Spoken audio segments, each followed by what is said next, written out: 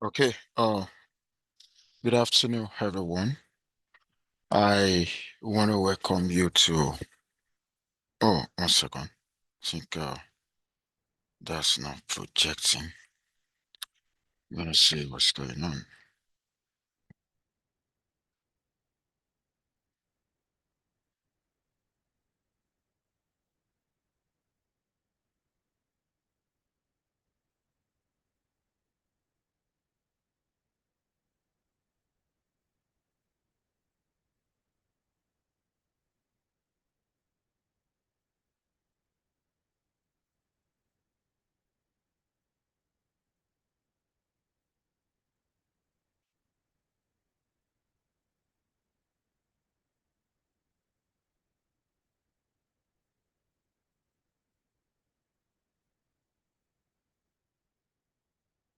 Okay, good afternoon once again. I want to welcome you to another applied regression analysis class.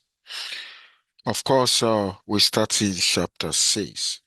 So before I'm going to go over this with you, first want to make an announcement. Of course, our meet and one is on Friday, October 17, which is next week. I believe you are aware of that. And I've posted practice exam questions. Have everybody seen that? Okay, so if I were you, uh, you know, that is a trend. That is a trend the exam one is actually going to take. But if you look at the syllabus, I think next week is when we're going to have revision and we look into exam one practice question, and of course, among other information, of course, that will be on Monday. Okay, if you look at the syllabus, actually, um, propose we should slow down. But no, this week you can see that I've not posted new assignment because I wanted to slow down. I want to give you opportunity to have a recap on what we've done uh, before. And of course, uh, you know, the another information is that the last two assignment will be graded latest on Friday. So all assignment will be graded. Okay, so statistics is like a story, a story that goes on and on and on.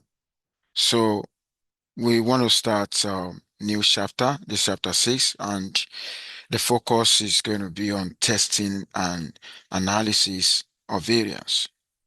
I decided not to go further in spleen regression because I don't want to go beyond the scope of this level.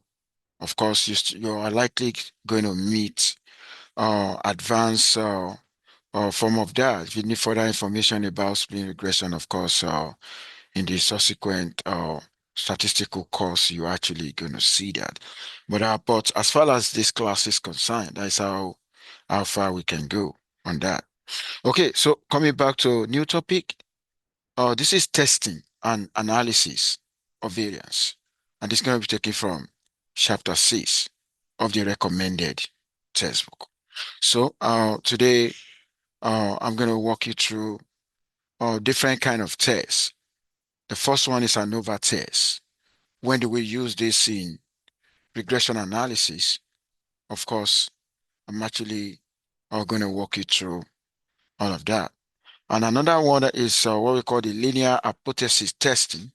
Okay, so what is the appropriate situation, okay, to use this test? Of course, that would be the focus of today. So all what I just need from you is to sit back, ask question if you get stuck or if you're seeking clarification. So let's get started with ANOVA test. You know, when I say ANOVA, ANOVA means analysis of variance. Okay. Now, this is I want to believe this is now the first time You've heard about analysis of variance. I remember, when you take a lower level statistics course, of course, you've come across analysis of variance tests. But the analysis of variance tests you've heard about before is when you are trying to compare the means of more than two groups. Okay, when you're comparing the means of two groups and provided assumption hold, of course, you normally use what I call a two sample t-test, but situation where the mean is more than two, okay, you can no longer use a two sample t-test. Of course, the appropriate test is analysis of variance test. But you know what? That is not where we're going here. We, it is true that analysis of variance tests can be used to compare the means in more than two groups, but how do we use this in regression analysis? Okay, the analysis of variance tests, in the conventional statistics where you compare the means is actually going to be different from, situation where the linear regression is involved. Now, what I'm going to show you is when do we use analysis of variance tests? Of course, we use analysis of variance tests in a situation where I want to compare modus in linear regression. I want to compare modus in linear regression. Or maybe, for instance, I want to compare model without predator with model with predators. I'm going to say that again. I want to compare modus model without predator. When I say model without predator, I actually mean an intercept model. Maybe under the null hypothesis, okay, the intercept model, okay, under the alternative model with one or more predators. I can use F-test to decide which of this is true.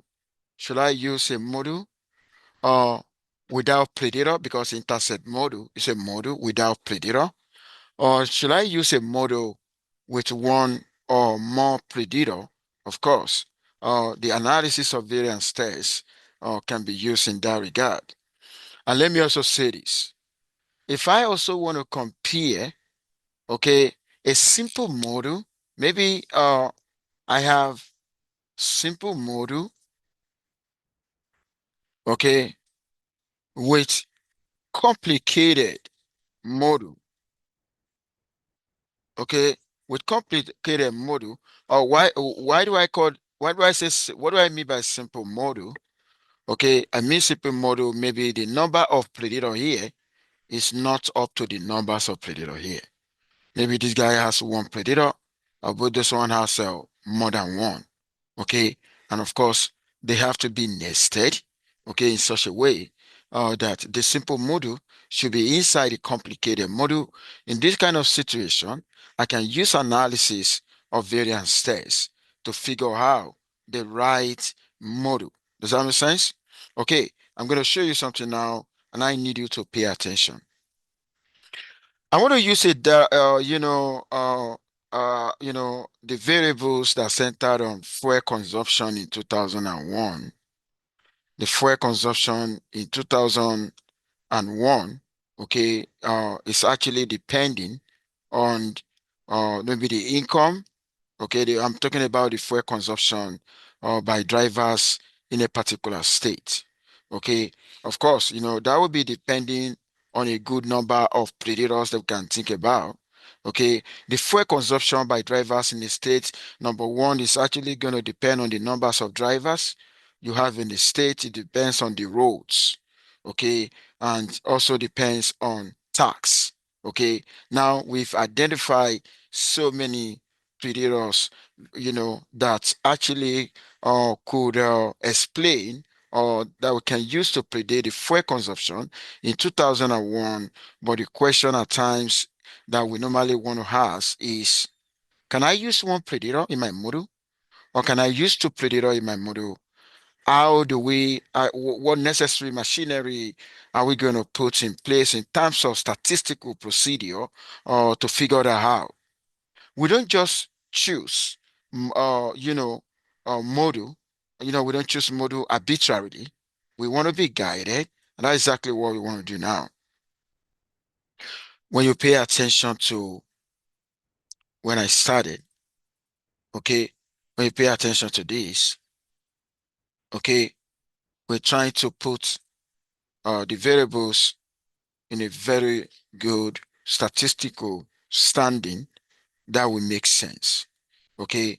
Now, if you look at the drivers, okay, the DISC, I'm actually talking about drivers per population. Okay, I'm redefining that. I also redefine the fuel, the response variable as well. You can see each of them, this one per population.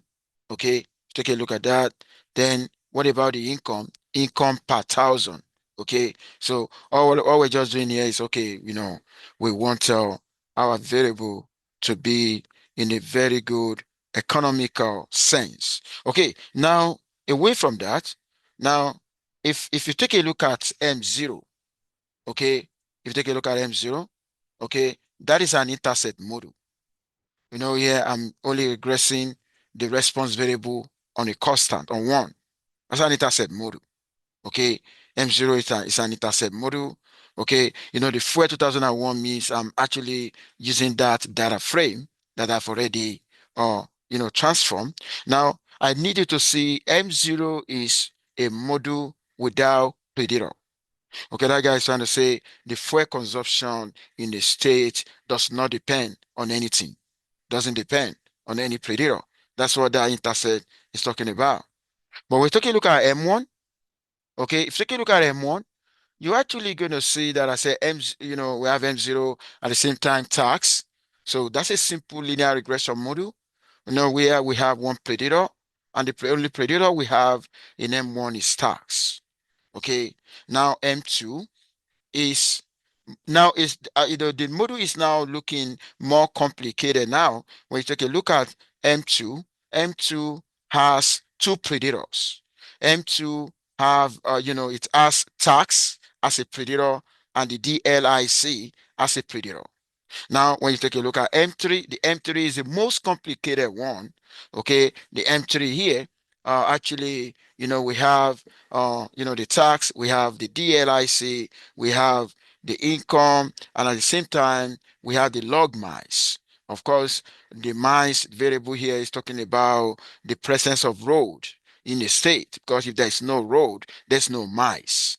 Does that make sense?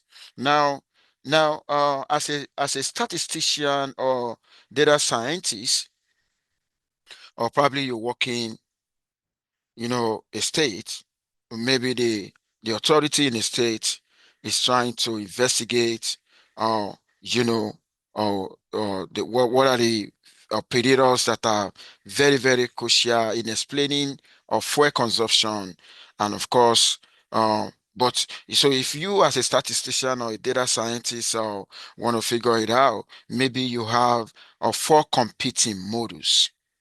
Okay, you consider four competing models, but at the end of the day, you need to be able to suggest, as part of your recommendation, which of these models is actually, is going to work. Now we got four different models, and I'm actually going to mention them again. The first one, the M0, is without any predator. Just trying to say, oh, the fuel consumption doesn't depend on any predator. And the second model, M1, is trying to say, okay, it only depends on tax. Okay. And the third model, M2, is trying to say, oh, it depends on tax and DLIC. Okay. And don't forget the DLIC is the drivers. Okay. And of course, the third model which is M2. You're trying to say, okay, it depends on, the fuel consumption actually depend on, on the tax, also depend on the DLIC, and of course you can see the M3, your added income and you added a log of miles. And the question now is, can we take a decision between, for instance, if I want to compare two modules at a time? I want to compare, model without predator, M0. And I want to compare that with the most complicated model here. Okay. Then what I'm going to use is going to be ANOVA test. This is where we need ANOVA test. Now, when you take a look at this specification now, okay, what this specification is trying to tell me in the null hypothesis, okay, in the null hypothesis, I'm actually having M0. Okay, in the null hypothesis, I'm having M0. In the alternative, I'm actually having M3. Okay, because the M3 actually has a good numbers of predators. Okay, now the code that I'm actually going to use in R, because this is going to be F test. We call it ANOVA test. We also call it F test. Okay, it's going to be ANOVA into what you're going to write first is going to be the simple model first. For then the last one is going to be complicated model. Okay, complicated model. Okay, so you're going to write ANOVA. So this is a coding out for ANOVA test. Okay, the coding out for ANOVA test. We also call it F test. We also call it F test. Okay, now you can see the code. You can see what I wrote right now. ANOVA into M0, M3. Now let's take a look at the results. Automatically, Arrow is going to give us this. And I need you to pay attention. Do you know Arrow is going to do a great job reminding you your model 1 is this model without predator. And model 2 is that. You can see Arrow is giving you what, the variable, the predators in model 2. Now, I need you to pay attention to the p-value. We care about the p-value. But before I'm going to come to the p-value, uh, if I want to base my decision on the residual sum of square, you can see RSS. Of course, this is giving me an impression that the residual sum of square of a complicated model is lower than the residual sum of square of intercept model. Can you see that? And of course, one of the goodness of fit criteria in regression analysis is a model with a lower residual sum of squared is a fantastic model. But we don't just base our decision on the residual sum of square only. We base our decision on the p-value. Okay, this is a p-value for the test. This guy, 11.992, is the F statistic. The F statistic. Okay, now for the test. But this is a p-value for the test. Now, we're going to compare the p-value here with the level of significance. The standard level of significance is 0.05. Okay, so the p-value here right now is less than 0.05. And what does that mean? When the p-value is less than the given level of significance, the null hypothesis will be rejected. I'm actually going to reject the ratio. Okay, rejecting ratio, my conclusion, rejecting ratio is to say that, okay, model with one or more predator will do more great job compared to model without any intercept. Okay, now, is there any question on this, on how we use ANOVA test to compare between two competing models? Any question? Okay, I want to move right now. Now, moving out, what I want to talk about, so which means if I now choose, the complicated model or whatever model that I choose is what I'm going to base my final analysis on. Right now, the ANOVA test conducted actually suggested complicated model. Then I'm gonna perform an analysis on that complicated model. Now, performing that on the complicated model, you can see now, of course, there's a p-value here, right? The p-value here, please pay attention. The p-value here is focusing on F, okay? Okay, which is like the overall p-value. But when you take a look at, you know, if you take a look at the p-value here, this is an individual one. Individual one that you can actually use to figure out how significant is a particular predator. So right now, I was trying to tell me my intercept is not significant. The tax is significant at 0.05. Of course, every other predator's significant. Take a look at that. So now there's another thing I want you to see. Do you know that even if we don't perform this ANOVA test between M0 and M3, if you do this, if you come back here, look at here. Do you see this p-value here? That p-value here should be the same as the p-value here. Now, whenever you run a test, the p-value here is actually testing significance of the overall parameters in the model. The p-value here is not testing for individual predator, but the p-value here is actually a p-value associated with the ANOVA test. But the p-value here, these are the ones that are associated with the t-test.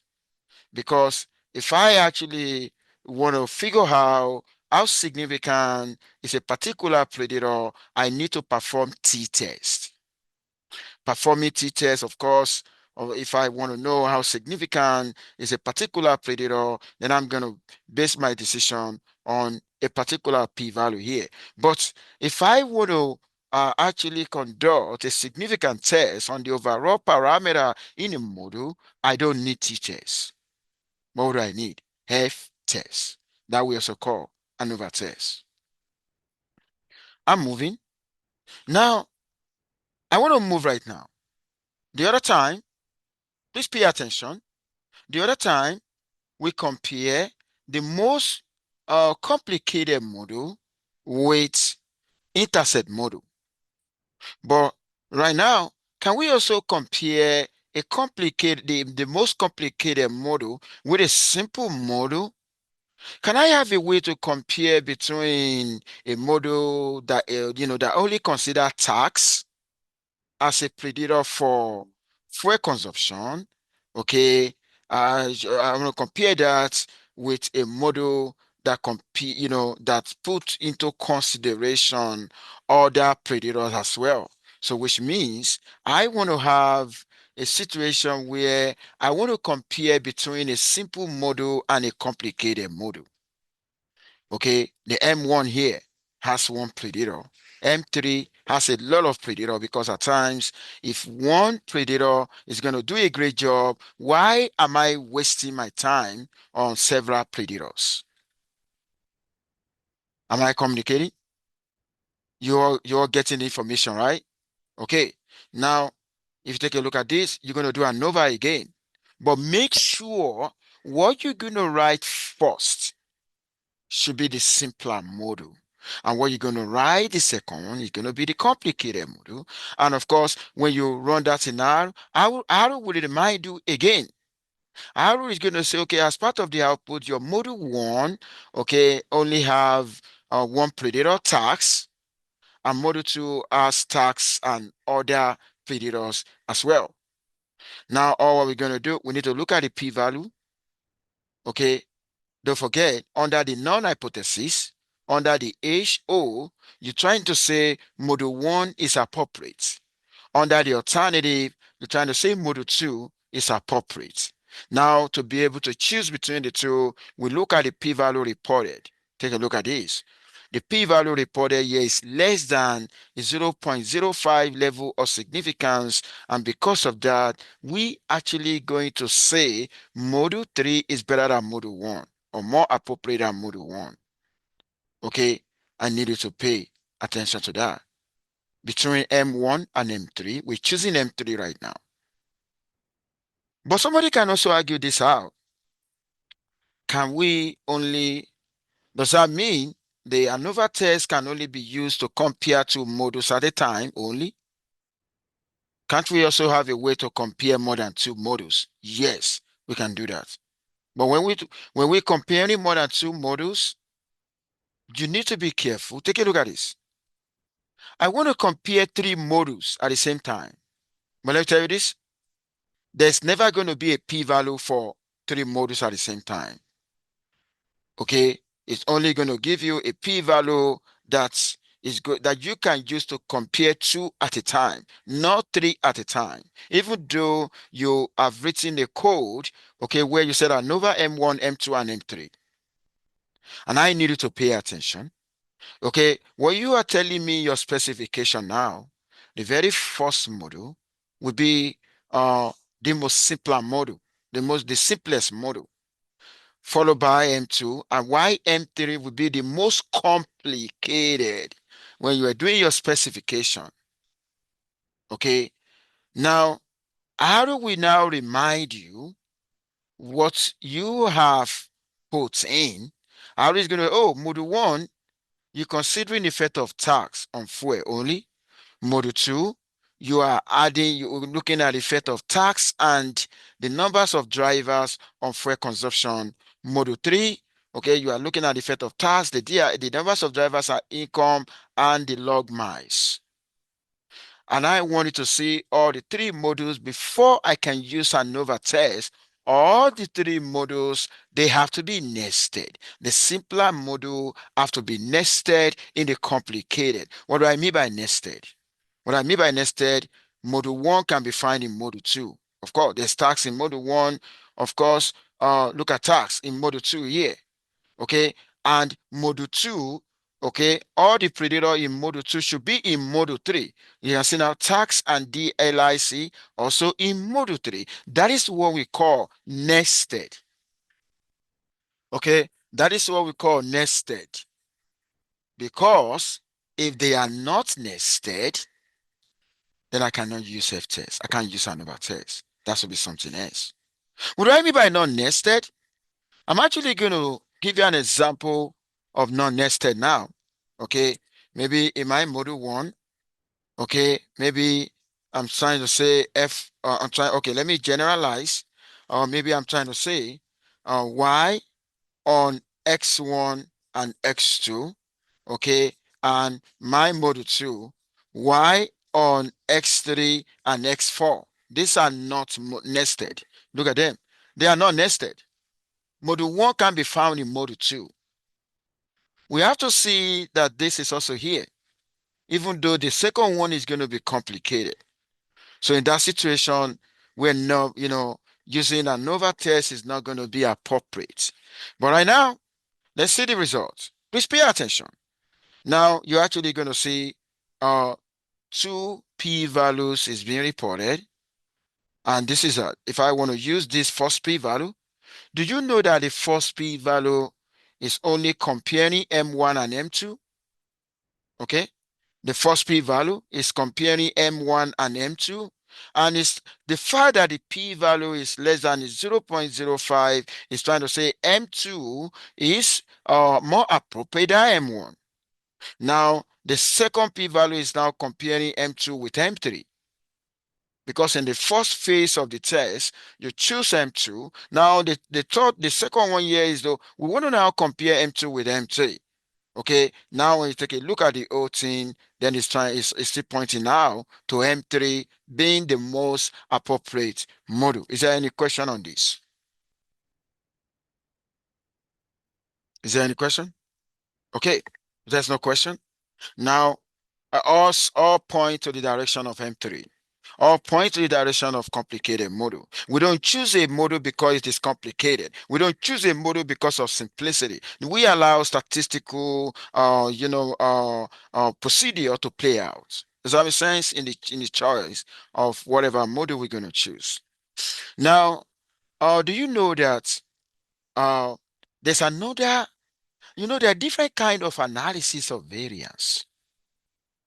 When I started the other time, I mentioned, there's a particular analysis of variance where you use that to compare means in more than two groups, and I just walk you through another analysis of variance test that you can actually to compare between competing models, okay, particularly the nested models, okay. But there's another analysis of variance. Okay, now that we call type 1 analysis of variance, that we also call sequential. Okay, now if you take a look at M3, okay, now I needed to pay attention now. We've chosen M3 the other time. The M3 has all the predator. Okay, don't forget, I'm looking at the effect. I want to identify, some predator, that could explain fuel consumption. What this analysis of variance is going to do for me is to split the total sources of variation into different components. This analysis of variance here is going to tell me what is the contribution, or what is the total contribution, or let me put it this way. What if I want to know the total variation explained by each predator? This analysis of variance is going to give me. I'm going to say that again. I need type 1 analysis of variance if I want to figure out what is the total variation explained by each predator. And the only way I'm actually going to know the variation explained is to look at the sum of square. Look at the sum of square. The sum of squared regression, the sum of square column, we actually tell us what is the amount of variation explained by individual predator. Okay, now we need this analysis of variance for that. And that is the reason why we define analysis of variance as the breaking down or the splitting of the total sources of variation into different components. So right now, if I want to know the total variations, okay, I'm going to add all of that together. If I want to know the total variation, I'm going to add all of that together. If I want to know the variation explained out of the total variation, how much is explained by tax? That is that. How much is explained by the numbers of drivers in the state? How much is explained by the income of drivers? How much is explained by the roads? Now, all of these are what we call sum of square regression, that we also call explain variation. But you know what? This one, the residual one, that is unexplained. Does that make sense? So the analysis of variance here, we break down the sources of variation into explain and unexplained. And in the explain, you're actually going to see, and it will also further split the explain into how much does tax explain, DILSC explain, and so on like that. And of course, you can also see the p-value to know how significant. Of course, if you take a look at all of that, okay, in the explanation, is significant. It's looking into the p-value. Now, I want to move right now. I'm done with that. Go ahead.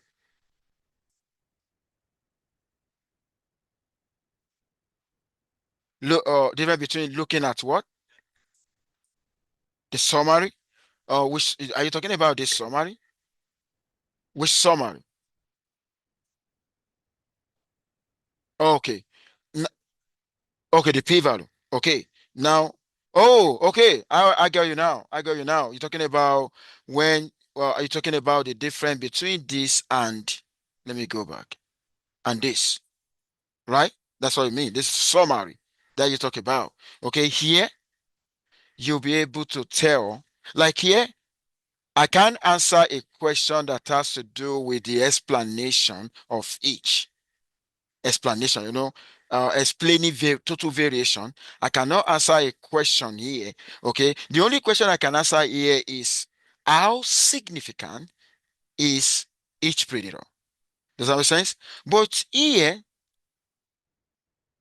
but here, okay, if you take a look at this, That's a p-value associated with F, not a p-value associated with T.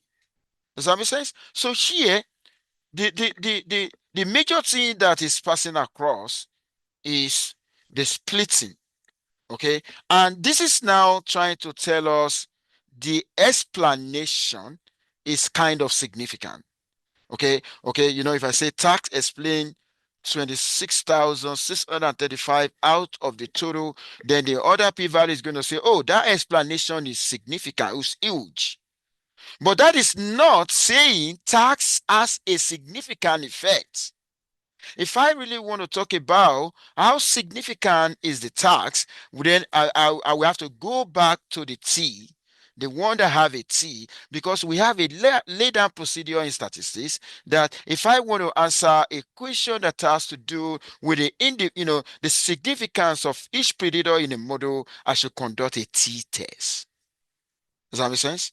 Okay. Now I want to move right now. I want to move to the second objective of the day. The second objective of the day is linear hypothesis.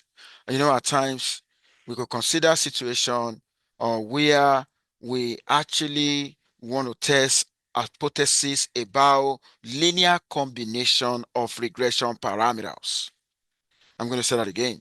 You have estimated, you have a way to estimate it, the linear regression parameter using the summary code, and at times, okay, we may want to conduct hypothesis on the linear combination of parameters. So when we want to conduct hypothesis about linear combination of parameter, maybe for instance, we want to test, is B1 minus B2 significant?